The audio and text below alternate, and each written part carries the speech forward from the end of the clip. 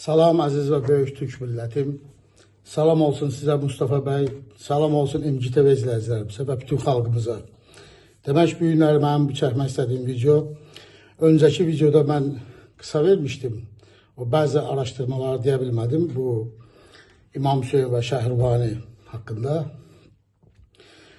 Və bu günləri baş verən geosiyasi oyunda, İran-İsrail savaşında və həm də bu günlərdə İstanbul Dolma Bağçada BlackRock şirkətinin başında duranlardan biri Larry Fink və Dünya Davos Ekonomi Forumusunun bir dəqiqə başında duran Larry Fink'in Dolma Bağçada Recep Tayyip Erdoğan'la və Maliyyə Bakanı Əhməd Şimşəklə görüşü və dərhal da geri getməsi, heç bir açıqlama verilməməsi. Bu haqda da bir kiçik araşdırma deyəcəm. İlk öncə başlayaq. Keçən səfər danışdığım konudan Fars, İslama, Fars Sasanilərdən sonra Sasani dövləti Ərəb xəlifələri tərəfindən işğal olunduqdan sonra, Zərdüştlük dağıldıqdan sonra Farslar 3-cü Yezdigirt kral, Sasani kralının qızı Şəhrubani İmam Hüseyinə verdilər. Və hər dəfə də İslama ziyan vurmaq üçün və İslama bir yol axtarmaq üçün, qohumluq əlaqələri axtarmaq üçün. Və sonunda bunu tapdılar. Baxın, İmam Hüseyindən və eşi Şəhrubanidən olan övladlarına imam dedilər, müqəddəsləşdirdilər. Amma Həsəndən, Həzrət Həsəndən olan övladlarına Seyid dedilər. Soruşanda ki, niyə Seyid deyirsiniz? Deyirlər ki, Peyğəmbər əhl-i beytidir. Tamam. Hüseyin də Peyğəmbər əhl-i beytidir. Bəli, hər ikisi də Peyğəmbərimizin sallallahu aleyhi və salam onun torunlarıdır. Bəs nəyə görə İmam Hüseyindən olan övladlarına imam dedilər? Və bu 12 imam anlayışı da buradan gəldi. Fars şiəliyində. Çünki Şəhrubani Sasani kralı, o Sasani krallara da o vaxtlar onlar tanrılar kimi baxırdılar. Sasani kralı, Fars qızı Şəhrubanidən olan övladlarına imam dedilər. Ancaq Həsəndən olan övladlarına heç rəhbər bilmədilər. Yalnızca o soydan gələnlərə Seyid dedilər. Burada diqqətlə edin, bir ipucu verim. İsrail oğulları neçə nəfərdir? Neçə qövmdən ibarətdir? 12. İsa Peyğəmbərin neçə həvvarisi var? 12. Şiə məzhəbində neçə imam var? 12. Bugünkü Avropa Birliyi, Avropa Şurası, Avropa Birliyi'nin parlamentinin bayrağında 12 ulduz var. Sizcə bunlar təsadüfdürmü? Nə oldu? Elə bunlar hamısı 12 oldu. Biri 9, biri 11, biri 14 olmadı. Baxın, Siyonistlər İran-İsrail savaşı və Armagedon savaşı deyərək, yəni bu savaşın sonu hələ bilinmir necə olacaqdır. Bunların düşüncələrində Məscid-i Əqsanı yıxmaq və yerində Süleyman tapınaqı yaratmaq, 3-cü Süleyman tapınaqını və bunların gözləntisi olan Mesih, qurtarıcı gələcək. Bu Armagedon savaşında bunlar qalib gələndən sonra bütün dünya bunlar högemonluq edəcəklər. Bu bunların inancındadır. Mesih'i gözləyirlər. Şiə inancında 12-ci imamı gözləyirlər. 12 imam hüzur edəcək və savaşacaqlar Dəccalla, Siyonistlərlə gücsü yerindən əldə edəcəklər. Bunlar da bu 12 imam inancında qurtarıcı 12 imamı gözləyirlər. Evangelistlər də həmin bu Məsihin gəlməyə görə, xristiyan evangelistlər. Yəni birbaşa Siyonizmə qulluq edən xristiyanlardır bunlar. Hansı ki, Trump kimləri. Və bu İran-İslam savaşında get-gedə İranın qalib gəlməsi və İsrailin məhv olunmasına doğru gedən yol, bu həmin o İsraildir ki, bunu quran Anglo-Saksonlar və Rothschild xanədanlığı, Əşkinazlar bugünkü İsrail üstündən xət çəkmişdilər. Lakin burada böyük bir təhlükə var, nükleer təhlükəsidir. Onu da heç kim dəqiq deyə bilməz. Amma İsrail bu savaşı kaybedersə, mütləqa nükleer taktiki nükleer silahından istifadə edəcəkdir. Bu kiməsə qulaq asmayacaq.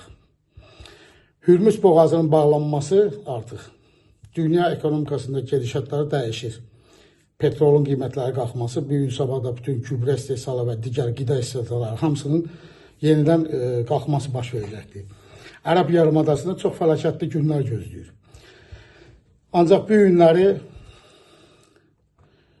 BlackRock şirkətinin başında duranlardan biri, Rockefeller'in sərmayəsinin çantaçısı olan, Komitet 300'ün üzvlərindən biri olan, hansı ki dünyanı idarə edən 13 ailə var.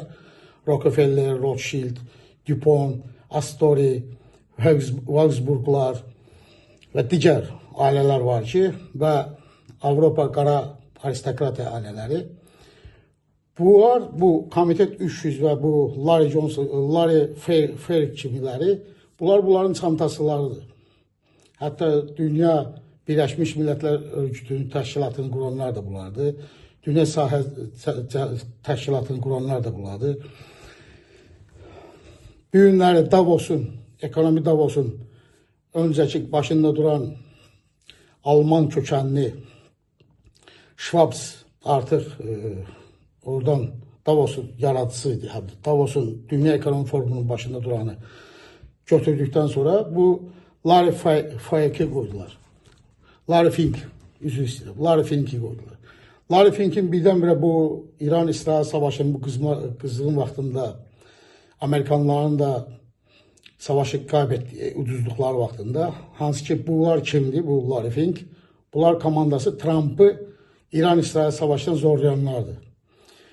Birdən-birə İstanbul'a gəlməyi, Dolmabağçada Recep Tayyip Erdoğan'la görüşməsi və yanında da Maliyyə Bakanı Şimşəklə bir yerdə görüşməsi və nələrin danışıqları gedib, onu heç bir açıqlıq vermirlər və nəyin bazarlığı, nəyin nəsi gedibsi. Bu çox maraqlı və gələcəkdə hansı oyunların getməsini bu İran-İsrail savaşından çox şeyəsidir. Və bəzi araşdırmalara görə həm Azərbaycanımızı, həm Türkiyəmizi İran-İsrail savaşına soxmaq istəyirlər, zorluyurlar. Və get-gedə də təhlükələr artır. Düzdür, həm Türkiyəmiz, həm Azərbaycanımız bu savaşa qarışmır, bir tərəfli mövqeyini saxlayır. Hətta Azərbaycan İrana da yardımlarını etdi.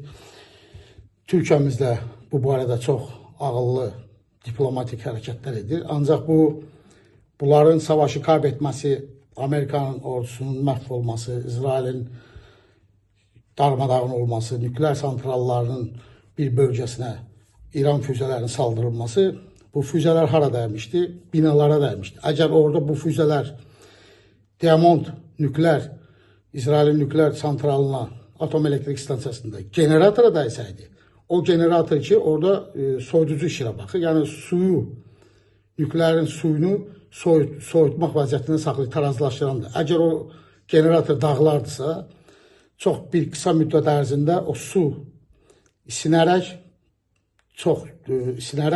orada radioaktiv partlayış əmələ gəlir, buxarlanma ilə. Çünki o generator işləməsə, nükleer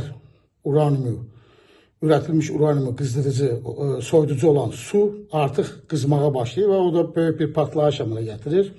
Elə onun özü də bir radioaktiv partlayışdır. Ona görə burada çox təhlükəli oyunlar gedir. Çünki mən öncəki verişlərimdə də demişdim, yazılarımda da var. Bu Leviatan deyilən bölgə Siyonistlərin Ərəb yarımadasından belə və həm də bu günləri Türkiyəmizin artıq küresel oyunculardan birinə çevrilməsi və bildiyiniz kimi ki, bu bölgədə Türkiyəsiz nə Orta Doğuda, nə Balkanlarda, nə Qafqazda bu hegemon güclər, globalistlər heç bir şey edə bilməzlər. Ona görə də burada Türkiyə maraqlarından razılaşmalıdırlar. Və bu Larry Fink həm də petrol canavarıdır. Çünki Hürmüz boğaz bağlanılan petrolun qalxması, iqtisadiyyatın yenidən dünya iqtisadiyyatının, ekonomikasının döngələrinin dəyişməsi, məncə bu Hürmüz boğazından yox, artıq qara yolla Türkiyə üzərindən Ərəbistan və digər bölgələrin petrol borularını Türkiyə üzərindən çəkməklə Avropaya çıxartmaq düşüncəsi var. Çünki bu yaxın günlərdə də bir hərbi Türkiyədə ulusal hərbi ofis yaradırlar. NATO'nun ulusal beynəlxalq hərbi qüvvələrinin ofisini yaradırlar. Baş qərargahını yaradırlar bunda Türkiyədə. Bu da Türkiyəmizin həm yenidən güclənməsinə, həm də ekonomi təsirlərinə, ekonomikasının güclənməsinə təsir edəcək. Və bu bölgənin də yenidən həm Azərbaycanı, Gürcüstanı, Ermənistanı Türkiyə nəzdində kontrola götürmək, Rusiyanın etkisindən çıxartmaq və qarşıda gələcək yeni dünya düzənində olan bu müharibələrin, savaşların bitirdikdən sonra, yəni bu müharibələr 2030-cu ilə kimi getməlidir bu bölgesel savaşlar. 2030-dan sonra olsa ekonomikanı düzəcəklər, para sistemini düzəldəcəklər. Və bu son vaxt baş verən İran-İsrail savaşından da bir kəlmə deyim. İran 20 ildir bu savaşa hazırlaşır. Bilirdi bunun ne var. Və Zagros dağlarının altında, Elbrus dağlarının altında böyük şəhərlər salıblar. Həm füzə istehsalı, həm də yaşayış üçün böyük şəhərlər salıblar. Çünki onlar da bilirdi ki, Amerikan ən güclü bombaları, İsrailin güclü bombaları oranı dağıtmaq üçün 60 metr, 70 metr bəhs edir. Amma bunlar 200 metr dərinliyində, bəlkə çox dərinlikdə böyük şəhərlər salmışdılar. Bu savaşı çıxardanlar bu İsrail dövlətini yox eləmək üçündür. Bu tək İran-İsrail savaşı deyil. Bunu bölgesel yaymaq istəyirlər və buna da doğru gedirlər. Bu əslində bu savaş İsrail siyonistlərlə Amerikan ulusalçılar, dərin Amerikalılar arasında gedən savaşdır. Çünki Amerika İsrail lobbiliyindən canını qurtara bilmir. İsrail dövləti qurulandan. Hər il 5 milyar pul verməyi və ondan başqa silah verməyi və hər bütün savaşlara soxmağı artıq bunlardan çəkilmək üçün dərin Amerika dediyimiz Anglo-Sakson və Rothschild eşkinəz xanədanlığı bu işləri İsrail siyonistlərin, evangelistlərlə savaşlarıdır. Və Çindən çıxan 7 dənə yol xəritəsi var, qarayol, İpək yolu xəritəsi və bu 7 yolun xəritəsinin üzərində gedən savaşdır ki, bunları kim kontrol əlində saxlasa, bu 7 yolu, həm dəniz yolları, həm qara yolları, yeni dünya düzəlində qarşıda gələn 100 ili bütün dünyanın ekonomikasını, parasını, gücünü hamısını o kontrol edəcəkdir. Bütün məsələlər budur. Yoxsa burada insanların ölməyi, milyonlarla insan qırılmağı bunların umurunda deyil. Bu işlər buna gedir. İndi Recep Tayyip Erdoğan'la Dolmabahçe'de görüşür ve dərhal geri getməsi, həm də buradan bunu da deyim ki, Larry Fink Netanyahu'nun en yakın dostlarından biridir. Trump'ın da ağasıdır. Trump'ın ağa bəyidir. Trump'ın ipin əlində tutanlardan biridir və Netanyahu'nun da en yakın dostlardan biridir. Davos ekonomikasında 1 minuttan sonra Recep Tayyip Erdoğan'ın İsrail Cumhurbaşkanı, Başbakanı Sharon'a Ariel Sharon'a ki 1 minut dedikten sonra o Davos mənim için bitmişti. O vaxtdan da getmir.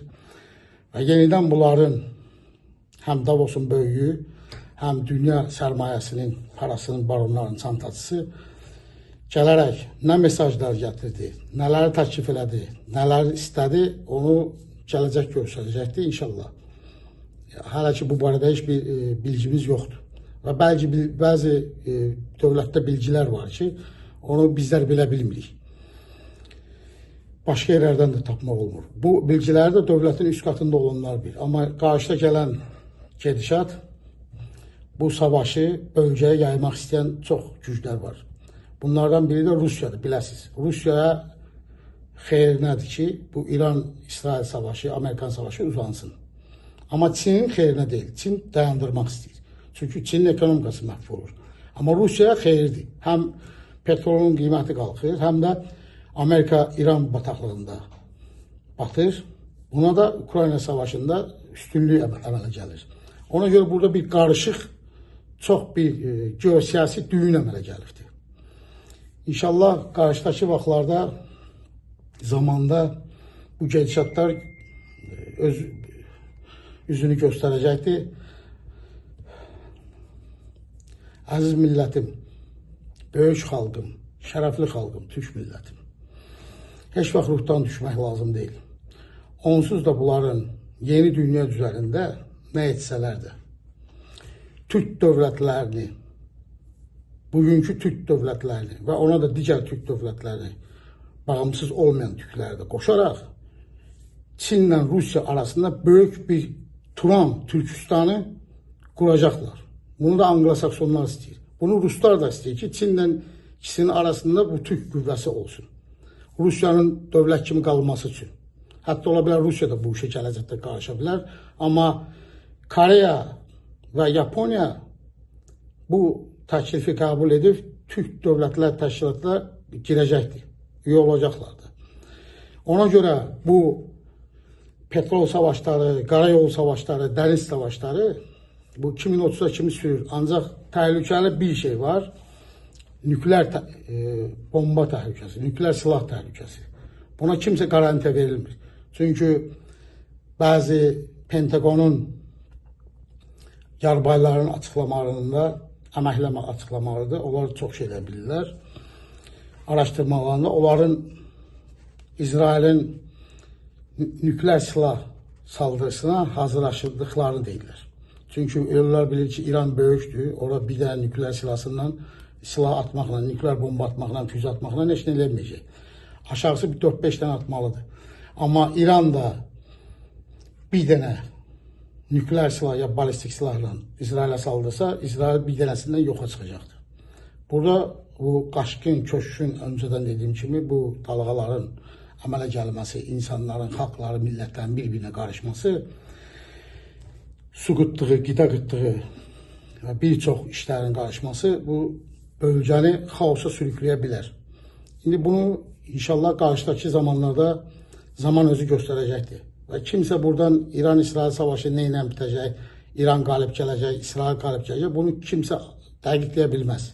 Əgər indidən danışırlarsa, yalan danışırlar. Bunun hələ hansı nəticələrə gətirib çıxardacaq, hansı sonluqlara gətirib çıxardacaq, hansı xəsarətlərə gətirib çıxacaq bu savaş, onu bir Allah bilir. Yəni hələ bu savaş artıq çizgisindən çıxdı. Bunların düşündüyü kimi, bu yeni dünya düzəni proyektini yazanlar düşündüyü kimi getmədi. Tam başqa cürə gedir. Ona görə də burada olaylara, hər bir başımızda baş verən hadisələrə dövlətlərimiz diqqət etməlidir. Və neytralitetimizi qoruyub saxlamalıyıq. Bu bir nömrəlidir. Bu savaşa heç cürə hələ ki qarışmaq olmaz. Allah'a amanət olun. Vətən nə Türkiyə, Türkistan, vətən böyük məhəbbət Turan. Sağ olun.